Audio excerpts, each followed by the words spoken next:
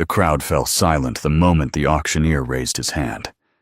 Lydia Owens stood against the rough wooden post in the dusty town square of Sheridan, Wyoming, her fingers gripping the splintered wood so tightly they turned white. The April wind whipped her honey-blonde hair across her tear-streaked face, but she did not brush it away. She refused to give the men gathered before her the satisfaction of seeing her tremble. "Next up, gentlemen," Frank Chambers called out, his voice carrying over the restless crowd. "Mrs. Lydia Owens, sold to settle her husband's gambling debts. Bidding starts at $50. A few men chuckled. Others shifted their boots in the dirt like they were inspecting livestock. 3 days ago, Lydia had been a married woman, living in a small house on the edge of town. Not happy, not cherished, but married.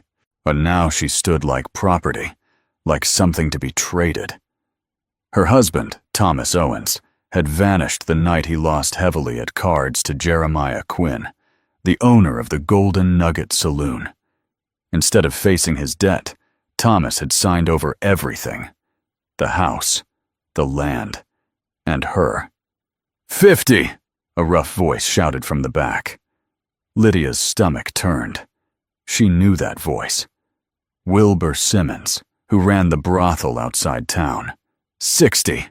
75. Simmons barked again. Lydia closed her eyes. This could not be real. This was America in 1878, not some distant land where women were bought and sold. Yet here she saw how she stood, alone, with no family and no money, waiting for a stranger to decide her fate. 100. The new voice was calm, steady. Her eyes flew open. But near the back of the crowd stood a tall man leaning against a hitching post. He wore a worn leather vest over a faded blue shirt. His wide-brimmed hat cast a shadow over his face, but she could see strong shoulders and the quiet stillness of someone who did not belong to this noise. 125, Simmons snapped. The stranger straightened. 300. Gasps spread through the square. $300 was more than most men in Sheridan saw in months. 300 going once, Frank called, eyes wide. 350, Simmons growled. 500, the stranger replied without hesitation. The square went dead quiet. $500. Even Simmons fell silent. "Sold!" Frank shouted, slamming the gavel down. Just like that, it was over. The crowd broke apart, whispering. Some laughed in disbelief. Others stared at the tall cowboy who had just paid a small fortune for a woman he did not know. Lydia could not move. The stranger walked toward her, spurs jingling softly with each step. Up close, she saw he was younger than she first thought. Early 30s, blue eyes sharp and clear, a strong jaw covered with a few days of beard. He stopped a respectful distance away. "My name is Heath Vance," he said quietly. "I'd like to speak with you somewhere private. Would you allow me to escort you to the hotel dining room?" She swallowed. He had just bought her. What choice did she have? "I have nowhere else to go," she whispered. He nodded once and took the bill of sale from the auctioneer. His signature was firm and angry across the paper. Inside the Sheridan Hotel dining room, away from staring eyes, had Heath removed his hat and sat across from her. "I don't understand," Lydia said finally. "You paid $500 for me. What do you expect in return?" He looked at her for a long moment. "I expect nothing," he said. "What happened in that square was wrong. No human being should be bought or sold. I purchased that contract to give you your freedom." She stared at him, certain she had misheard. "My freedom." He pulled the folded paper from his vest. Slowly, deliberately, he tore it in half. Then again, and again, until nothing remained but scraps on the table. "You're free, Mrs. Owens," he said. "Free to go wherever you wish. I'll give you enough money to start over somewhere safe." Tears filled her eyes, but these were different from the ones she shed in the square. "Why would you do that for a stranger?" He leaned back slightly. "Because I've seen too much injustice in this world, and I won't stand by when I can stop it." For the first time in days, Lydia felt something she had almost forgotten. Hope. Heath studied her gently. "Do you have family?" She shook her head. "No, I came west with Thomas. My parents are gone." Silence settled between them. Then Heath leaned forward.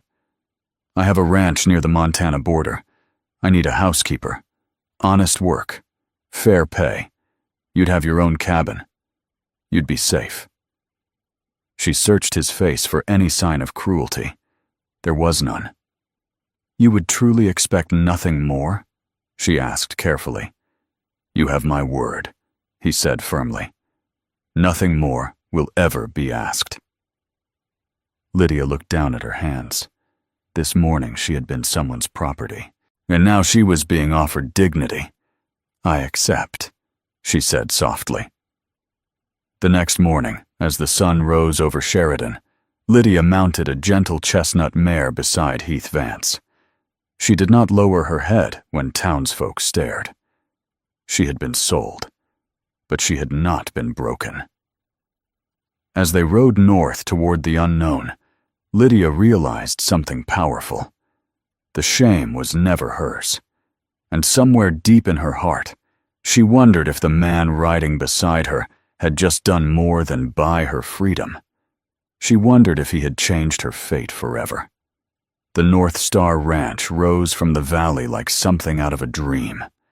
After 3 long days on the trail, Lydia followed Heath over the final hill and caught her breath.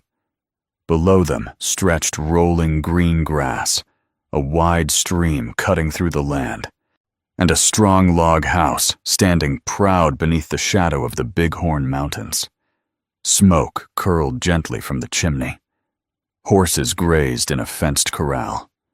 Everything about the place felt steady, safe. "Welcome to the North Star," Heath said quietly. Lydia could hear the pride in his voice. For the first time in a long while, she felt something loosen in her chest. This could be a new beginning. They were greeted by Heath's foreman, Charlie Wilson, and his wife, Martha. Martha stepped forward with flour still dusted on her apron, and eyes warm with kindness. "Well now," she said, smiling at Lydia, "you must be the new housekeeper. We've been praying Heath would find someone sensible." There was no judgment in her voice, no whispers, no shame. That alone almost made Lydia cry. Her cabin sat just a short walk from the main house, and it was simple but clean. A small porch, a rocking chair, fresh flowers already placed on the table inside. "It's not fancy," Heath said, standing in the doorway as he lit the oil lamp. "But I hope you'll be comfortable. It's more than I expected," Lydia answered honestly. That night, after washing away 3 days of dust in warm bath water the ranch hands carried for her, Lydia sat by the small fireplace in her cabin and let the quiet settle around her. No shouting, no gambling debts, no fear. Only the crackle of fire and the distant sound of cattle lowing under the stars. She slept deeper than she had in years. The days at the North Star quickly found a rhythm. Lydia rose early to prepare breakfast. She cleaned, baked bread, kept accounts, and slowly began bringing warmth into the large bachelor house Heath had built, but never truly filled. In the evenings, Heath always returned for supper. Those quiet dinners became her favorite part of the day. They talked about books, about the East, about the territories. Heath was not the rough man his weathered clothes suggested. He was educated, thoughtful, gentle in ways that surprised her. And he listened. One evening, 3 weeks after her arrival, as they lingered over coffee, Heath studied her carefully. "You're different than when you first arrived," he said. "How so?" "You stand taller now." She looked down at her hands. "I had forgotten who I was," she admitted softly. "Thomas made sure of that." Heath's jaw tightened. "Did he hurt you?" "Sometimes," she said. "But the worst was how small he made me feel, like I was foolish, like I was lucky he kept me." Heath leaned forward, blue eyes steady. "That woman is still there, Lydia. I see her every day." His words struck something deep inside her. No one had ever said that before. That night, walking back to her cabin under a sky filled with stars, Lydia realized something else. She was beginning to look forward to Heath's footsteps outside her door. Spring gave way to early summer, and the ranch grew busy with new calves and long days in the sun. One afternoon, a storm rolled in fast and violent. Lightning split the sky. Thunder shook the valley. Heath rode out to check on the cattle. An hour passed, then 2. Lydia's worry grew heavier with every strike of thunder. When the front door burst open, Heath stumbled in, soaked and breathless, carrying a bleeding man in his arms. "It's Jeb Miller," Heath said urgently. "His wagon overturned in the storm." Without thinking, Lydia rushed to help. She tore cloth for bandages, boiled water, held Jeb steady as Martha set his broken leg. She did not tremble. She did not panic. Later that night, as Jeb slept and the storm faded, Heath watched her from across the room. "You were remarkable," he said quietly. "I only did what needed doing." "That's rare," he replied. Something in his gaze lingered longer than usual, and for the first time, Lydia felt heat rise in her cheeks that had nothing to do with the fireplace. Weeks passed. Their conversations grew deeper. Their glances lasted longer. On Sundays, they rode together to a quiet lake hidden between tall aspens. It became their place. One afternoon, as they sat beside the water, Heath spoke of his mother, and of loss, of building the ranch with dreams of a family he never thought he would have. "You ever regret coming west?" he asked her. "No," Lydia answered honestly. "Not anymore." The words surprised even her. She realized then that Sheridan already felt like a distant memory.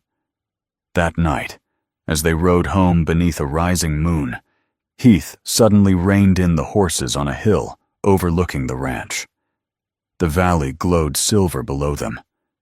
"Lydia," he said, voice low, "I've been fighting this feeling since the day I saw you in Sheridan." Her heart began to pound. "I care for you," he continued, "more than I should as your employer, more than I thought I could after everything." She could see vulnerability in him now. "Do you feel the same?" he asked. Her answer came without hesitation. "Yes." Heath moved slowly, at giving her time to pull away. "May I kiss you?" he whispered. She leaned forward instead.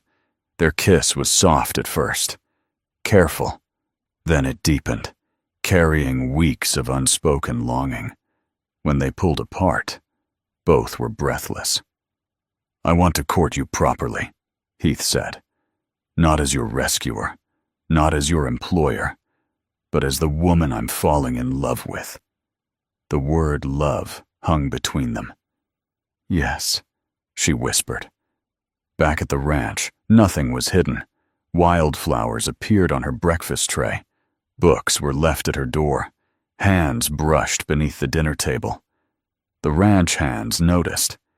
Jeb, now healing on crutches, chuckled one afternoon. "Never thought I'd see Heath Vance look at a woman like that," he teased. Lydia tried to ignore the way her heart fluttered at that truth. But beneath the happiness, a shadow lingered. No, she was still legally married. Thomas was still somewhere in the world. And one afternoon, that shadow arrived. A polished carriage rolled into the yard. A beautiful woman stepped down, dressed in expensive silk. "I'm Julia Harrington," she said coolly. "I've come to see Heath Vance." Lydia's stomach tightened. Julia, the woman who had once broken Heath's heart, and she had not come for a friendly visit. She had come to take him back. "Wait, before we move on, what do you think about the story so far? Drop your thoughts in the comments. I'm really curious to know." Heath did not hesitate. When Julia Harrington stood in his parlor and offered herself back to him, he did not look at her the way Lydia feared he might. He did not soften. He did not waver. "My heart is engaged elsewhere," he said firmly. And when Julia's cool green eyes shifted toward Lydia, Heath reached for Lydia's hand in full view of her. "With a woman of strength and kindness," he added. In that moment, something inside Lydia settled. Not doubt, not fear. Certainty. Julia left before sunset, pride still in her posture, but defeat in her silence. When the carriage disappeared down the trail, Lydia stood beside Heath on the porch, the wind tugging gently at her skirt. "Are you sure?" she asked quietly. "About me?" He turned toward her, eyes steady and full. "I have never been more sure of anything." That night beneath the stars, Heath kissed her with a tenderness that erased the last of her fears. And for the first time since Sheridan, Lydia felt fully chosen. Summer deepened. The ranch thrived. Then one afternoon, as laughter echoed near the lake where half the ranch hands were cooling off, a rider approached fast and urgent. "Heath!" Dawson shouted. "Telegram from Cheyenne! It's marked urgent!" Heath stepped out of the water and tore open the yellow paper. His expression changed as he read. "It's from James," he said quietly. "Thomas Owens has been found." The world seemed to tilt. "Where?" Lydia whispered. "Denver. He's in jail. Fraud. Theft. Awaiting trial." 1,000 emotions rushed through her at once. Fear, anger, pity, and something else. Opportunity. Heath met her eyes. "This could end everything legally," he said, "if he agrees to a divorce." "I'm going with you," Lydia said immediately. He hesitated only a moment, then nodded. 3 days later, they stood inside the Denver jail. The air smelled of iron and regret. Yet when Thomas Owens was brought into the visitor's room, Lydia barely recognized the man she once married. His handsome face was thinner now, his suit replaced with prison cloth, his confidence cracked by circumstance. "Well," he sneered, "my wife, and her cowboy." Lydia did not flinch. "You sold me," she said evenly. "You forfeited the right to call yourself my husband." Heath remained silent beside her, strong and steady. James Hamilton, Heath's lawyer, placed the divorce papers on the table. $500, James said, "in exchange for your signature." Thomas laughed bitterly. 500. That what I'm worth now?" "It's what you valued me at," Lydia replied calmly. The room fell quiet. Thomas looked at Heath. "You love her?" he asked mockingly. "Yes," Heath said without hesitation. The simplicity of the answer seemed to shake Thomas more than anger ever could. After a long silence, he reached for the pen. 500 it is, he muttered. "Consider it my wedding gift." When the ink dried on the paper, Lydia felt something lift from her chest that she had carried for years. Outside the jail, in the bright Denver sunlight, Heath turned to her. "It's over," he said softly. "No," she corrected gently. It's beginning." Before she could ask what he meant, Heath stepped back. Then, right there on the busy street, he dropped to one knee. Passers-by slowed. Some gasped. "Lydia Owens," he said, voice steady despite the crowd. "From the moment I saw you in that town square, I knew you were extraordinary. You deserve love. You deserve respect. And I want to spend my life giving you both. Will you marry me?" Tears blurred her vision. "Yes," she breathed. "Yes, Heath." He rose and pulled her into his arms, kissing her without shame, without fear. Applause broke out around them from strangers who did not know the full story, but recognized something beautiful when they saw it. They were married that autumn beneath golden aspens at the North Star. The entire valley came to witness it. Lydia walked toward Heath in a simple ivory gown, sunlight catching in her hair, heart steady and full. This time she was not being claimed. She was choosing. Years passed, and the North Star flourished under their care. Lydia became more than a rancher's wife. She handled accounts, organized trade, and helped establish a proper schoolhouse in town. Her voice was respected, her mind valued. Yet Heath never once forgot the day he found her in Sheridan. Every year on that anniversary, they rode together to the lake and remembered. Not the humiliation, not the pain, but the moment freedom began. They had 2 children, a son with Heath's blue eyes, a daughter with Lydia's fierce intelligence, their home filled with laughter. One evening, 5 years into their marriage, Heath handed Lydia a leather-bound journal. "For our story," he said. She opened it to find his handwriting on the first page. "In the spring of 1878, in a dusty town square, I found the woman who would become my heart." Lydia smiled through tears. She had once been sold, but she had never been owned. And now, as she rode beside her husband across the valley at sunset, children waiting on the porch and the North Star glowing ahead, she understood something powerful. Heath had bought her freedom, but together they had built something far greater. A love no man could ever sell, a future no one could ever take away. And their story had only just begun.